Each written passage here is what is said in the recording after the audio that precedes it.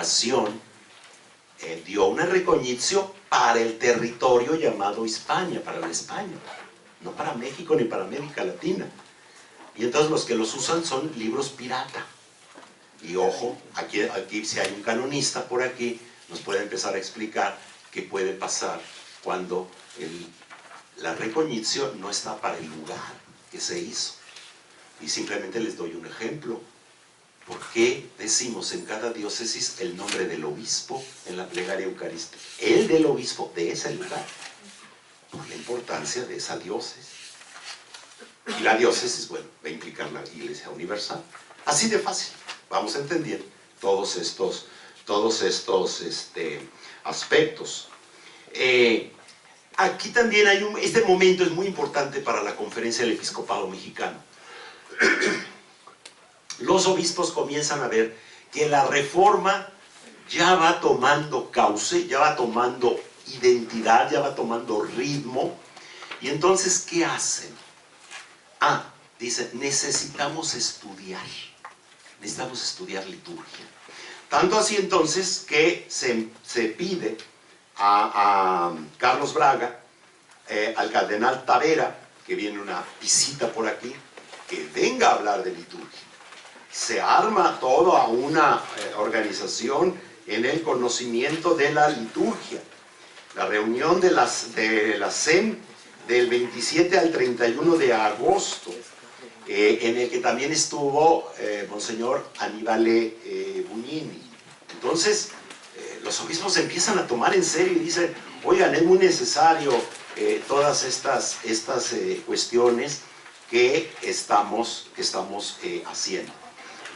También ya en el 73, culto eucarístico fuera de misa, otro ritual mundialmente desconocido. Como decía el padre Oscar en una vez ahí platicando, va uno a dar la bendición por el Santísimo en una iglesia y sacan una tarjetita de este tamaño, más mugrosa que nada, con las aclamaciones. Y se han casado con una sola aclamación, una sola.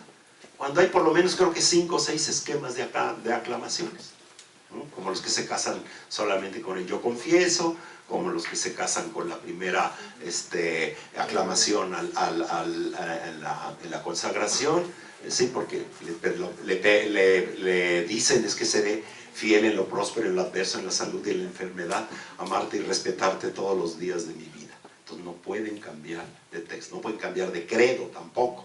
No, como van a decir el credo apostólico, puede ser así como pecado, ¿verdad? Entonces, ojo, todas estas cuestiones ciertamente tan importantes. 1974, Marialis Cultus, importantísimo este documento, igual mundialmente desconocido, no tenemos la idea de lo que va planteando a nivel de liturgia primero y a nivel de devoción, porque nos quedamos en los ámbitos de las devociones, puras devociones, puras devociones, puras devociones. No, el papel de María en la liturgia es importantísima. Y un poco algo lo que decía también de los que escucharon ayer, los que no estaban en el chupón electrónico, lo que decía el padre Sedano, tiene que surgir esto de la antropología y de la liturgia y de la teología. Este documento tiene profundas expresiones antropológicas y, lógico, teológicas, más las expresiones en su sentido. 75, ahí le ven ustedes. En México, entonces, aparece, junto en toda la iglesia, la edición del misal romano, Altera, que es la que sí conocimos, la que tenemos, usamos mucho tiempo, en fin, ahorita les digo hasta cuándo. El ritual de la penitencia, que fue muy importante en este sentido. 76 es un momento también muy importante para la reforma litúrgica en México. Aparece el volumen 1 del leccionario, se empieza a hacer el leccionario. A mí me dio mucha pena y me dio así como hasta tristeza ajena cuando llegué en el año 90 a preparar la liturgia del Papa. con Monseñor Marini, su maestro de celebraciones litúrgicas, y me dijo, es que entiendo que en México no existe leccionario, que tienen una colección de folletines, los propios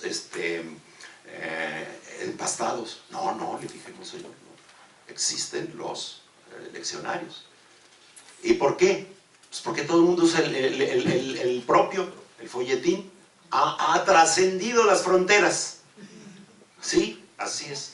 Así como Corona ha trascendido fronteras y todo el mundo la conoce en el mundo, también todo el mundo conoce esos folletines. ¿Qué es eso? ¿Qué es eso? Ahora, empiecen vosotros. Ya la gente en esta época ya no entendía el vosotros. Los niños, los muchachitos. Una vez puse un muchachito a leer estaba en la Biblia de Jerusalén, un salmo, ni él entendió ni nadie entendió de lo que estaban diciendo. Ya no se entendía en vosotros. Algunos lectores en el momento querían ir ahí y se hacía un pasticho, no sabían, se hacían bolas. No nada más basta decir de ustedes, por vosotros por ustedes, no. Como decía el padre Robalo también. Es una verdadera traducción. Tienes que ver la frase, cómo la acomodas, etc. Y eso hacíamos y empezamos a hacer. A mí me tocó muchísimo de toda esta cuestión. Entonces no es fácil. Bien, se ve la necesidad de hacer entonces el cambio. Roma no quería, porque vivimos bajo la égida de España, que allá hablen en vosotros, pues qué bueno, aquí lo perdimos, pues lo perdimos. Que en el sur hablan de otro mundo, pues qué bueno, pues cada quien es como es, ¿no? Definitivamente. Decía el padre Robalo también, pues es que aquí la Virgen de Guadalupe está vestida de esa manera, yo no tengo la culpa, y en otra parte se viste de otra manera. Pues sí, entonces, así es. Entonces, ¿qué pasa? Pues viene la necesidad del cambio, que va a aparecer adelante también esta situación. Y 1987, el boletín de Colimusa se convierte ahora en actualidad litúrgica, a partir del número 20. Ahí ya comienza una nueva situación. Nombrado director el padre Robalo, ya con artículos, tomando algunos elementos de lo que se iban tomando de acuerdos de la comisión, pero ya como se conoció. Tampoco como estaba. No existía, por ejemplo, la parte de dominical y ferial, las homilías, las reflexiones. Eso se fue creando poco a poquito. Entonces, pero Roma nos hizo de la noche a la mañana. Y más en esto, en el camino de la reforma, que era ir buscando, en fin. Viene la Neovulgata, que es muy importante, y algo que decía ayer el padre Sedano, también para los que no estaban conectados al chupón electrónico, la instrucción in ecclesiasticam futurorum, la formación litúrgica de los seminarios de 3 de junio del 79. Importante. Las reuniones de comisiones empiezan a establecerse. Se suprimieron 5 años porque como que no querían verse las caras. Dijeron, vamos. Y ya después, otra vez ya se retomó. Y como había mucho que reflexionar, mucho que presentar, pues entonces se hicieron muy atractivas las reuniones de comisiones. Y dijeron, bueno, pues vamos a trabajar un poquito por ahí. Tenemos entonces también en México Monseñor Manuel Pérez Gil, es el 4º presidente de CONALI, y fueron organizando todos estos aspectos.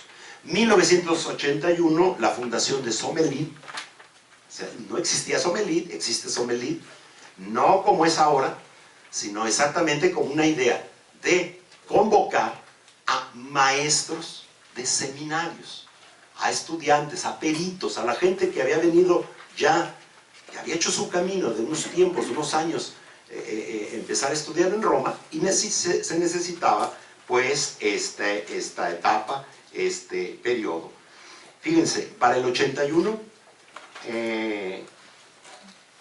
Actualidad litúrgica llega a 6.500 ejemplares. Y después les voy a ir diciendo en otros más. Otro aspecto, entonces, en el 83 empieza el cambio al Ustedes, que ha sido una lucha larguísima, problemática, difícil. Verdaderamente costó muchos esfuerzos, muchas tareas de llegar a toda esta situación de renovación. En el 85 aparece ya el volumen 1, ya estaba el volumen 2, pero renovado en Ustedes.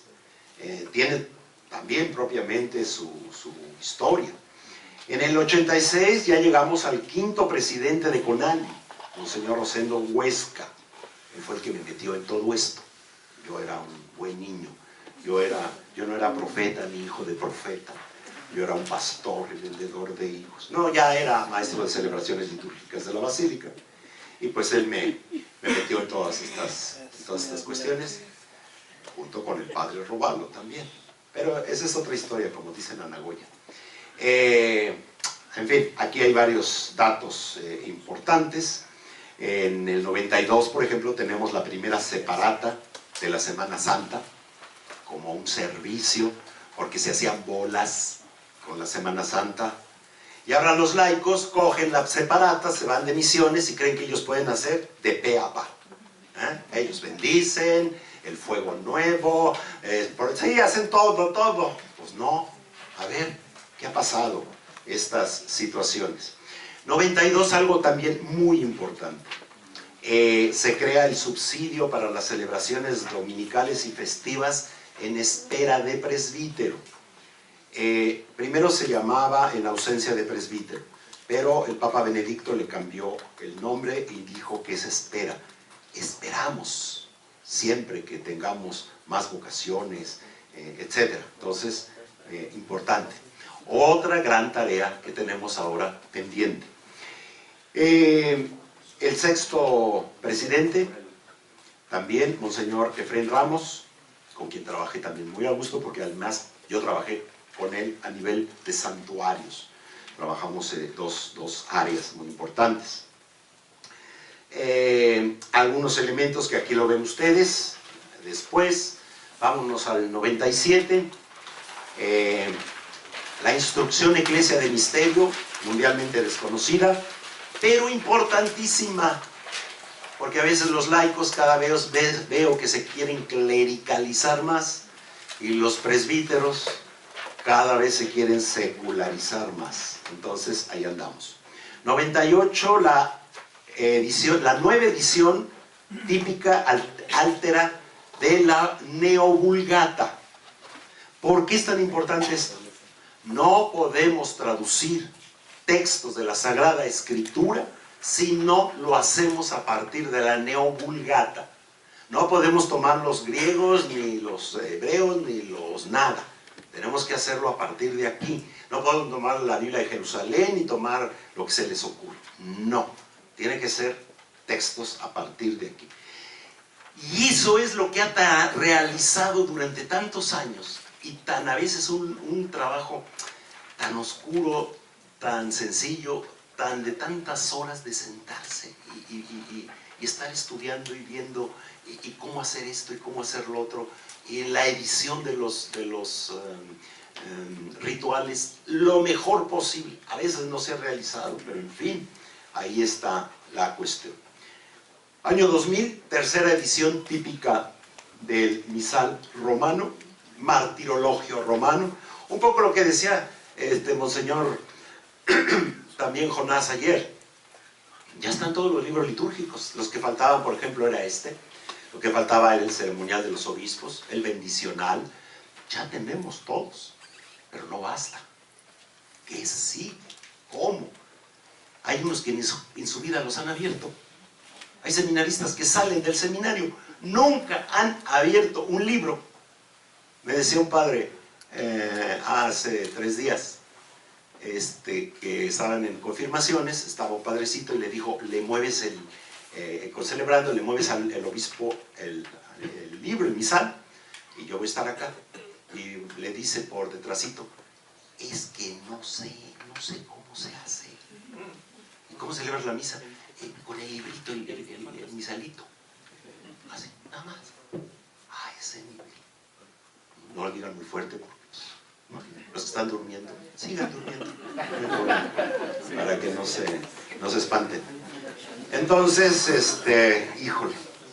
2001, importantísimo, instrucción sobre las lenguas vernáculas, otro aspecto. Allí empieza el proceso de inculturación.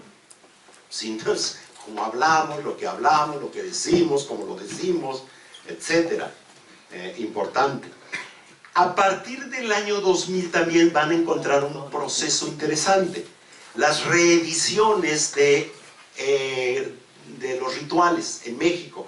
Por ejemplo, ya siendo presidente Monseñor Mario de Gasperín, tenemos la reedición del ritual de penitencia. O sea, tenemos lo estrictamente romano, que viene en el ritual romano, pero muchos elementos nuevos. ¿Por qué? Porque cada conferencia del episcopado tiene la capacidad, los mismos prenotandos se lo dan, puede enriquecer en apéndices. Entonces hemos enriquecido pues celebraciones penitenciales con reconciliación, sin reconciliación, celebraciones que mueven a la penitencia, etc.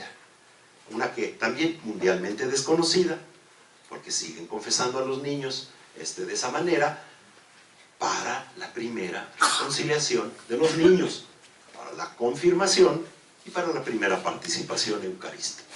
En ese orden, además, aunque digan lo que digan, pero pues otro problema. Empieza algo también muy interesante que antes no se había hecho, una separata de la IGNR para estudio. Era necesario, es necesario, y estamos como estamos. Y si no se estudia, pues imagínense nada más. 2004, el octavo y dignísimo presidente, miren, hasta la risa le ganó. Una vez me contó un obispo emérito que le escribió una carta a en ese entonces no se decían eméritos, que le escribió una carta a un padrecito y le pone: exdignicísimo señor obispo, exdignicísimo. Creía que con esos mismísimos ya era todo el protocolo se salvaba. En fin, el queridísimo Monseñor Jonás Guerrero, no iba a decir que de Dios goce, sino que Dios lo acompañe, y todas estas cuestiones. Y algo muy importante, 2008, en base a la tercera edición, que era muy difícil terminar toda la tercera edición, y ustedes se quejan y que no les gusta, que esto y que el otro, y parece que está hablando Sor Juana, y eso que le dimos una pulidita, sí, porque el castellano tan castizo, en fin, sí, de veras parece que habla Sor Juana Inés de la Cruz. En fin, vino un poco, y además pues, se va sabiendo el chisme y de aquí y de allá, que el Papa quería tales cambios, que el Papa quería tales otros, que así, que allá. Y me acuerdo en una asamblea preguntaron, a ver, Padre Robalo y compañía, ¿cuánto va a tardar? Mucho, no sabemos, por lo menos 3, 4 años. Entonces vino la solución.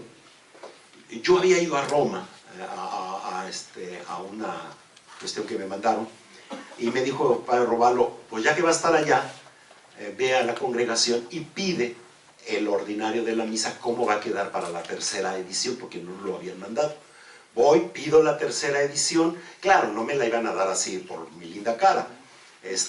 Pues nada más mándenme un fax de su obispo, le hablo a Robalo, mándame un fax, fíjense en el fax todavía, estas ondas antiguas andábamos, firmado por Monseñor Jonás, bla, bla, bla, pidiendo oficialmente, porque entrega uno la carta, entregan.